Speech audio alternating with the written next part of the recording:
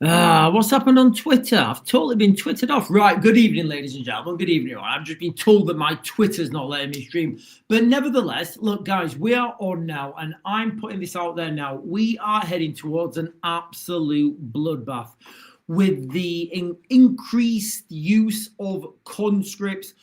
Donald Trump's talking about pirates and the potential migrant army in the United Kingdom. Now, look, guys, before I get onto all of this, I just want to let everybody know I'm not in my usual surroundings. I'm in, at the moment, I'm in Krakow in Poland, and we just visited the Christmas market. And let me just put it out there, just to start with, like, it's absolutely beautiful. I mean, like, really, really, really beautiful. Like, you know, there's no, I put a video on my, I think I put a video on YouTube, and I put a video on X earlier, TikTok, sorry, earlier.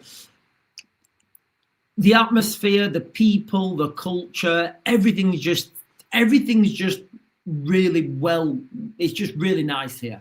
But let's get into the crux of this. Let's get into the crux of this live stream, because I will be doing some more videos while I'm in Krakow tomorrow. So I want to first start by talking about this, what I've been witnessing with these global conflicts. Now, as you guys know, I've been watching these conflicts. You know, I've been watching them unfold, and you know, and it really is forcing everybody to rethink everybody thought they knew about modern warfare. Now, we're seeing lessons from the front line in Ukraine that people are just not listening to. People really are not listening to. So the battlefield has look, guys, and we can see that people are not listening to the lessons from the front line, because look where they're putting their money.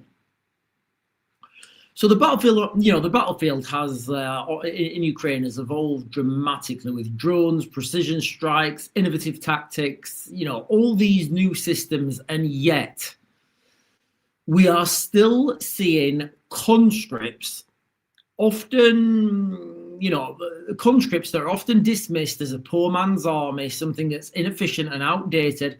They are making a real grinding impact. Russia, they are pushing forward slowly every day. And by my analysis, and you know, this may be slightly outdated now, but from my analysis, I've said for quite a while now that they've been taking around 20 square kilometers every day, all over that front line. You know, they're capturing this, you know, they're capturing territory piece by piece through sheer persistence. On a macro level, you know, this, you know, on a macro level, war comes, you know, this comes down to two things: cost and speed. This is a war of attrition, a manufacturing war in literally every sense, where mass matters more than perfection. Now, I've been telling you guys that we're heading towards a global conflict on an industrial scale. That manpower needs to be industrialized as well. And right now, like, manpower from the West, it's not being industrialized. Whereas over in Russia, they are, and I'll come on to some figures in a minute, guys, and they're chilling. Those figures are chilling. And for all those people who think that Russia's some sort of, you know, Christian utopia that's, you know, some of you guys on the chat, in fact, let me put the chat on. Sorry, guys. Oh, did I? No, it was on. I turned it off. Sorry. So for some people who think that, you know, that Russia's this some kind of Christian utopia, where Vladimir Putin, he just wants, you know, he just wants all this good stuff. I'll come on to what systems they've got set up in Russia in a minute. But when we talk about a global conflict on an industrial scale, a literal manufacturing war in every sense, you know, if we compare how the Russians are working to how people are working in the West, training and equipping a NATO soldier takes an enormous amount of time and money, whereas Russia can absolutely flood the front line with far more numbers, far more quickly, and far more and a lot more cheap and a lot cheaper than we can in the West. I can't, you know, in the back of my head, I can't help shake this feeling that, look, I can see this. I know this is coming. So I've no doubt other people know this is coming, but do the right people know that this is coming? Now, normally I would think, yeah, of course they do at the high end echelons of government. Those guys, you know, they know what they're talking about. They know what they're doing, right? But then I keep thinking they've just spent 5.5 billion on an armored vehicle that doesn't work, and it's probably going to get scrapped. So now I'm thinking, is that level of incompetence really there? So I don't know if we're not paying attention, or we're blinded by our own assumptions, or maybe, you know, past victories have defeated us. But if NATO troops ever come face to face directly with Russian forces, yes, initially it's going to be a one-sided battle. The NATO forces are going to push through. Over time, that's going to start reversing, like it always does, because that mass, that ability to push poorly trained, poorly led, poorly fed conscripts forwards, we can't replenish our numbers quicker than the Russians can replenish their numbers. So it only goes one way eventually. And then we've got to look at what's happening in the United States. So look, guys, this is the government in the United States are talking about letting private companies take over parts of the Navy's roles by intercepting these fast smuggling boats. I think that's what they're called, you know, across the seas. Now, if that goes ahead, ladies and gentlemen, beyond no illusion, we've got like privateers or pirates on the seven seas. Now you're going to have like private companies, private American companies, I'm assuming, chasing private, I don't know, Venezuelan companies, I'm just assuming, I don't know. And there's going to be like pitched battles in the sea, because that's what it will come to. You know, and that will obviously have a mission creep. Now, this is not exactly uncharted territory. The British, Britain did this, you know, in the 1700s. But what I'm getting to here is there's going to be inevitably from that will be where it starts. But then there'll be something called mission creep. So then what will happen is they will say, "Oh right, well we're intercepting these narco ships and we're doing that, but it's really difficult while they're on water because, you know, they're all right. So why don't we just intercept them as soon as they're, you know, why don't we not intercept them while they're in, I don't know, international water? Why don't we just go and intercept them while they're on shore?"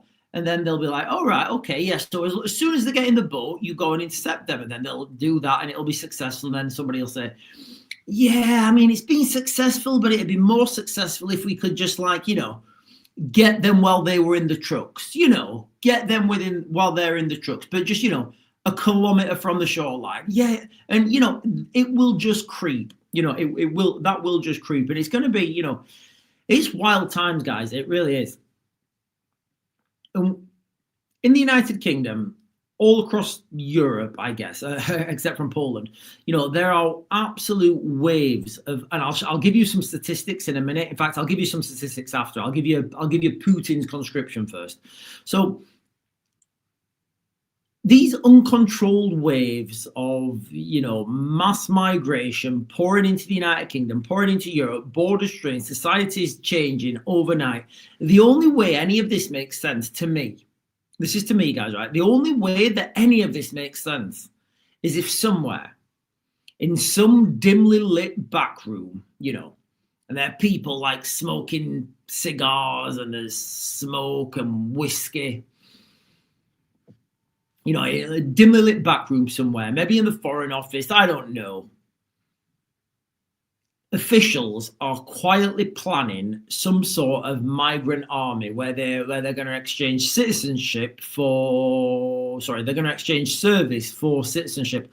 Like, when I look at it, that really is the only way that I can make any of this make sense, because like the numbers really are phenomenal. I'll jump onto the numbers in a minute, guys. Once I've spoken about Putin's conscription. So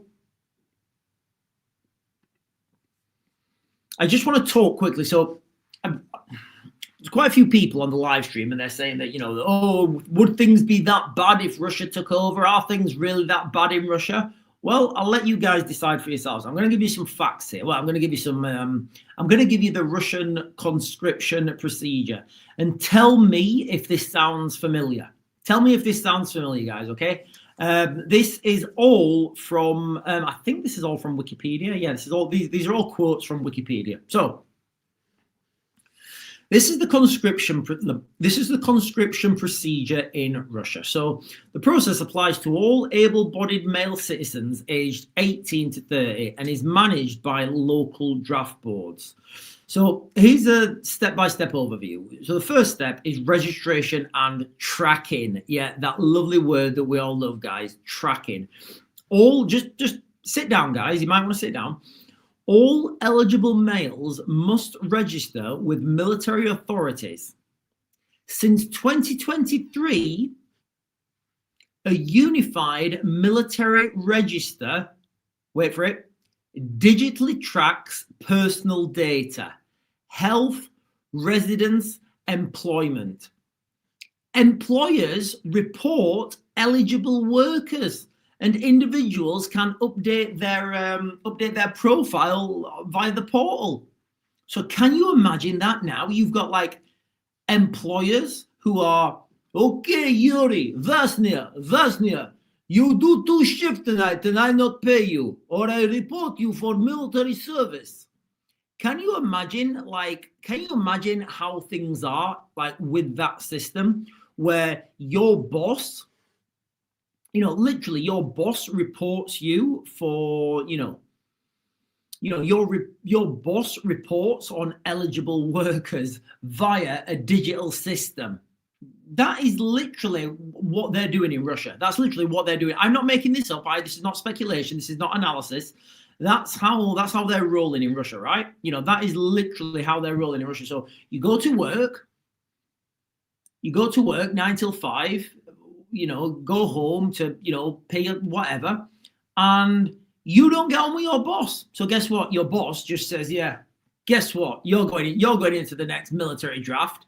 It's wild, guys. It's absolutely wild. And this is all done by an app. This is done by their digital ID. Okay. So if we get digital ID, it makes, well, okay, so that's the first step. So, guys, listen, if you're just joining at the first, in fact, guys, listen, I don't say this enough, guys. Can you make sure you like, comment, subscribe, share, hit the bell notification down below if you've not done so already. I'm not streaming for some reason on X today. I don't know why it didn't turn on. I'll try and sort that out and get that back on. Right now, I'm talking about the conscription procedure in Russia. And this is all from Wikipedia, guys. This is all open source. What I'm saying here is not, it's not controversial. It's not inside information. You can find this information out yourselves. So the first step, basically, all eligible men must register with military authorities. And they do that via a unified military register, which is a digital register. So it's like a digital ID they've got. I'm assuming it's digitally done. Then, and I'll come on to the numbers in a minute. And when I start talking about these numbers, it's breathtaking. Not in a good way, or maybe it is in a good way, depending on which edge you fall on. So then you get a summons issued. So a military draft occurs twice a year. So the Russians do conscription twice a year. So it's spring and autumn. So it's the 1st of April to the 15th of July and October the 1st to December the 31st, with targets set by a presidential decree. Summons are now so they summon people electronically. So those deemed to serve, it's posted online, and within a 30-day deadline, they have to appear. So you're sat at home with your wife or your kids or whatever, your phone goes, beep, beep, beep, beep, beep, beep, beep. Ah, yeah, I'm off to the army for a year. What? Yeah, I'm going. See ya. That's literally it. That is literally it. Now, I hear what you're saying. I hear what you guys are saying, right? Well, what if I change my number? What if I, what if I lose my phone? What if I, don't have that app? Well, here's how they get you. So A failure, remember, this is all digital now. So in Russia, it's all digital, so it's very easy. It's just a couple of clicks on the. It's just a couple of clicks on the screen. So failure to appear 30 days after you get the text message or whatever it is. If you don't appear within 30 days, you get restrictions like bans on driving, bans on any property transactions. I'm assuming you can't rent or buy a property. You get restrictions on loans, and you're not allowed to leave Russia. So you pretty much like you're an ex. They turn you off. They literally turn you off. Honestly, guys, we are heading towards Oceania and Eurasia. There's then an evaluation decision. So at the draft board, candidates undergo medical exams, psychological screening, and interviews. The board will decide on fitness, any exemptions or assignments. Physically fit individuals may be prioritized for elite units such as airborne duties. Now, I'm going to jump down. Again, this is all online, guys. I'm going to give you the numbers, and these are the current numbers as of 2025, okay? So these are the numbers that Russia has conscripted this year. So in the spring, Russia conscripted 160,000 men, 160,000 in spring. In October this year, so October till the 31st of December, so it's not finished yet, this reporting period, but they're aiming to get 135,000. So for 2025, that's an extra 295,000 people. Just think about that, guys, okay? That's for this year. That's extra. Like, these numbers really are phenomenal, guys. They're absolutely phenomenal. The amount of manpower that the Russians are pushing at this conflict, you know, and they're in a real wartime economy now. They're in an absolute wartime economy, and there really isn't any way back for them, for anyone, really. Right, I'm going to jump on Dave. Dave, I'm trying to get your comment up. Why can't I get your comment up? No, sorry, Bandit. No, okay. Put boot polish on your face and walk around saying migrant things like it's not allowed in Alan's snack bar and call yourself Abdul to avoid the call up. That's very negative, Band again. Dave is saying Russia are using South Korean, Indian troops. Why do they do that if they have such big numbers? Okay, so they are doing that as well. So it's not just the fact of they're using go on. There's reports they're using South Africans as well. Lots of different nationalities are serving in the Russian forces. What I'm getting at here is the numbers that the Russians can call on. And here in the West, you know, look, guys, just give me an analysis. Somebody give me analysis. Like, what do you think the ratio is? Like, I was speaking to somebody. I can't remember who it was. He was just like a normal guy where I live. He didn't have any military experience, but what he was saying, and he just made me think.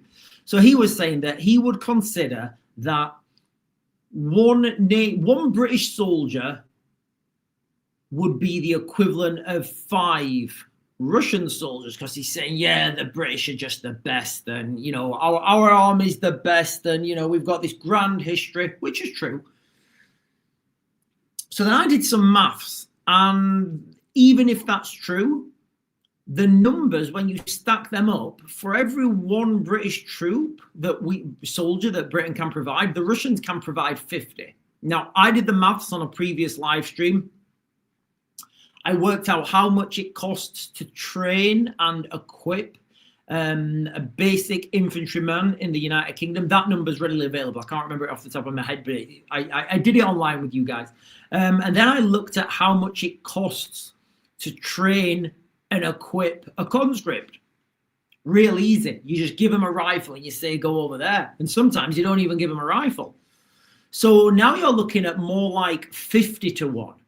So even if you double best case scenarios and say that every British soldier would be able to take down 10 Russian soldiers, what are they going to do with the other 40?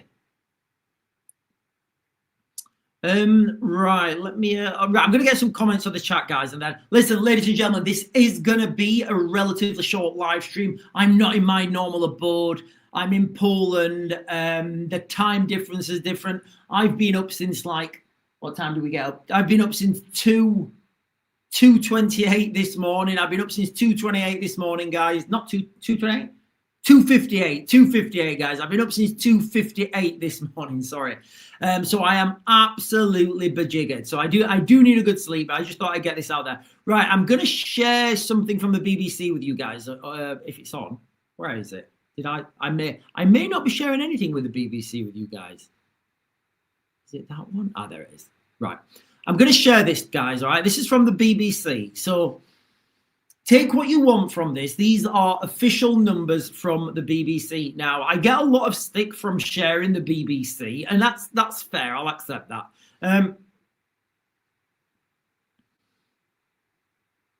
You know, I get a lot of stick for you know, doing the sharing from the BBC. But if I share on the BBC, like I can't get a knock at the door, and if I'm repeating what the BBC are saying, I can't get a knock at the door saying, Sean, you're saying this, because I'm not. And when I see something and I can get my point across using the BBC, I will, just for safety, guys. So right, let me share this with you guys real quick. And the numbers are absolutely phenomenal. The numbers are phenomenal. And the way they're talking about them is interesting as well. So here, this is from the BBC's BBC Verify. So look, and again, I get the oxymoron. Track UK's latest migration numbers, including asylum, visas, and small boats. And when you actually look into these numbers, it paints a grim picture. So I'm just going to go straight down. All right. So UK migration at a glance. So net migration last year, so to June 2025, was 204,000. Now that sounds a phenomenally high number, right? It does. When you say 204,000, wow, that is a phenomenally high number. But that is down. So it was like more than double that last year.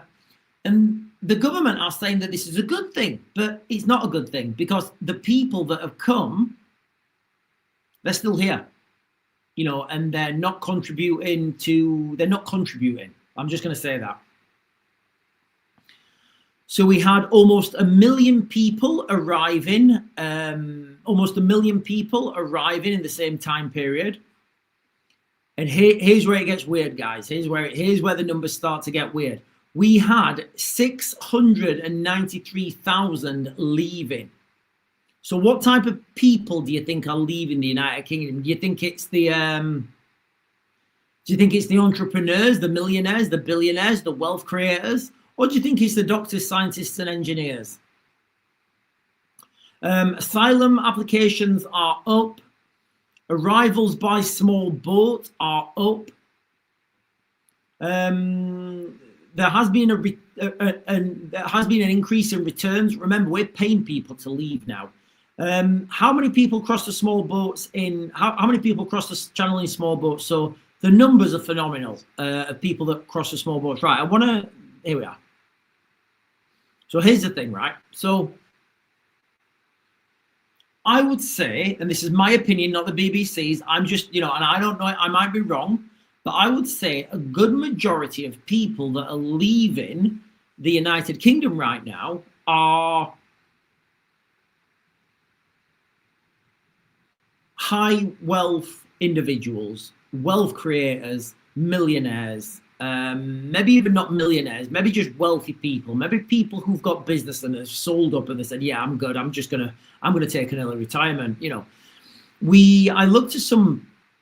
I shared some footage with you guys, not footage. I shared there's a global tracker, and it tracks where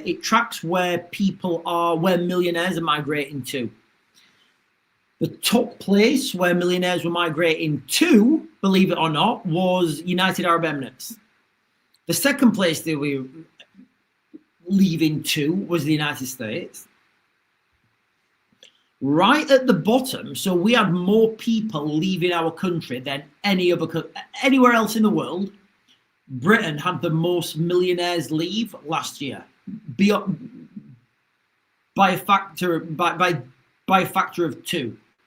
So China was in second place, and China had half the amount that the United Kingdom have. Now, when you think of the size of China and you think of the size of the United Kingdom, you can see how big that problem is, right? So I would say, using those statistics, using Occam's razor, whatever's the most likely outcome usually is, I would say the most people that are leaving this country are the wealth creators. Now, if we look at this here, this graph, the top 5 small boat arrivals by country of origin.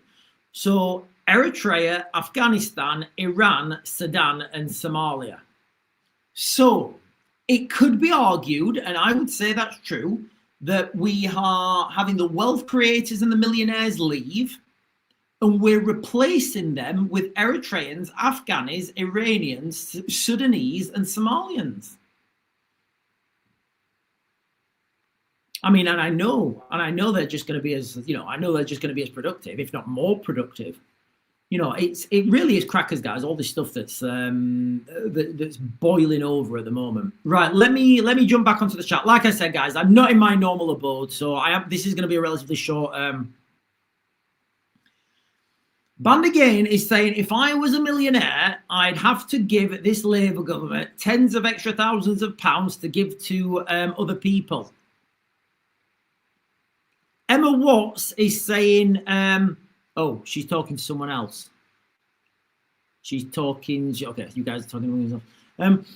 KK is saying, as far as I've seen, migrants are all over the UK, as far north as Scotland now. If you're very wealthy, it makes sense to leave. It's the last Christmas if you let it, says Don. BBC BS, small boats are reported up to 50,000 now. Yeah, look, guys, when I report on the BBC, I totally understand that the BBC are, well, I would say that the BBC have been found out to be doctoring footage of Donald Trump. And by that definition, I would say the BBC have, in the past, at least one time we know, made fake news. So I understand that. But if I can use the BBC to get a point across with the numbers, whether it's 46,000 or 50,000, the numbers are, the numbers are still astounding, still staggering. Don is saying, imagine how grim if you look at the real figures and not the biased BBC. Well, this is it. The real figures, it's very difficult to get the real figures because I don't think the real figures are published, and the figures that do get published, I think they're heavily fudged. I think they're heavily fudged.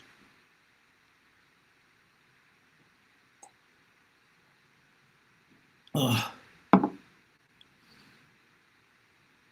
Willow Fairy is saying, let's see how Poland does Christmas, please. Do they have diversity barriers? You know what? Look, guys, I'll be honest with you. I'll be brutally honest with you. Walking around Krakow Christmas market, it's enough to make you cry. Honestly, guys, it's enough to make you cry. It is. It's absolutely beautiful. There's no diversity barriers. There's no, it's just people with a common festivity. It's just normal people with a common festivity. And, when you walk around, like I walked around Sheffield Christmas market the other day, and every time you see one of those diversity barriers, it's a reminder of how bad things are, right? You know, every time you see those big flower pots, you know, the big flower pots that like, they're just like random big flower pots with all the concrete in and a little spiggly tree poking out of it. Every time you see them, it's just a reminder of how bad things have gone and how far down this rabbit hole we are. And then you come to places like Poland, and you know, you're in the beautiful Christmas market, and there's there's a beautiful Christmas tree, and there's people singing carols. I don't know what they're singing in Polish. I don't know what they're singing. You know, and it's the Orthodox churches. You know, there's Orthodox churches, and people are. It's just absolutely beautiful, and the atmosphere is fantastic. And you know, it honestly, it's enough to make you cry, thinking that this is what, like, isn't that what you want? Isn't that what you feel you deserve? Wouldn't you rather that than have to walk around these barriers and listen to, like, I saw some I think it was a Christmas market in London. It might have been, I think it was London. I saw a Christmas market, and there was a Muslim street preacher, and they're doing call to prayer. You know, they're doing full-on call to prayer in the middle of the Christmas market. And you're like, how have we fallen on that? And listen, I'll tell you one thing as well. I'll tell you one thing about the Polish police. We saw the Polish police arrest someone at the airport. They don't play around, the Polish police. And I think that's more power to them. You know, more power to them. Absolutely more power to the Polish police for being for having a robust arrest procedure. You know, let's just put it that way. But listen, guys, it is crackers. I am out here in Poland at the moment. I'll be coming back in a couple of days.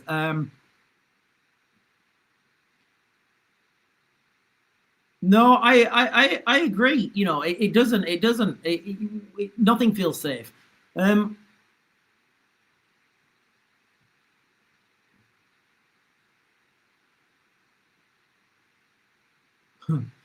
Googleinos is saying, breaking news, Ed Miliband pitching himself as Chancellor.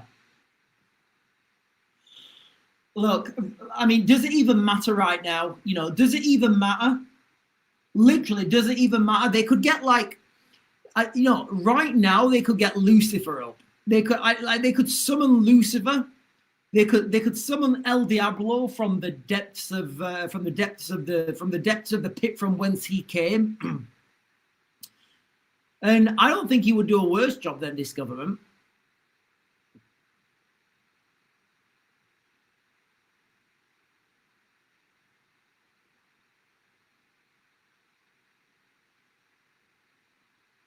Right, listen, guys, I am going to close this down now. I am going to close this down now. I am a little bit shorter than normal. Like I said, I'm not in my normal abode. I just wanted to get on and jump on and give you guys some of the things that have been happening. So, like, if we consider what the crux of this live stream, you know, the bloodbath that we are potentially heading towards with conscripts, pirates, and migrant armies, because they are going to be new aspects of warfare. Donald Trump's talking about building a privateer navy, by empowering private companies to go after these smuggling boats. And of course, you know, that's going to just make things a hell of a lot worse. You've got the conscripts in Russia. Now, the way they're using them, it's just not something that we're used to here in the West. And I would think, yeah, there's a plan for this, but equally, you know, we just spent like $5.5 billion on a truck that doesn't work. And also, none of this makes sense, what's happening in the West, unless you consider a migrant army. Anyway, ladies and gentlemen, I'm going to close this down now. You guys have been fantastic, good looking, beautiful, articulate, and absolutely amazing. But I'm going to close this down now. I'll be back on tomorrow. I'll try and get as much footage for you guys as I can out in the market. But anyway, I will see you guys tomorrow. I bid you good evening.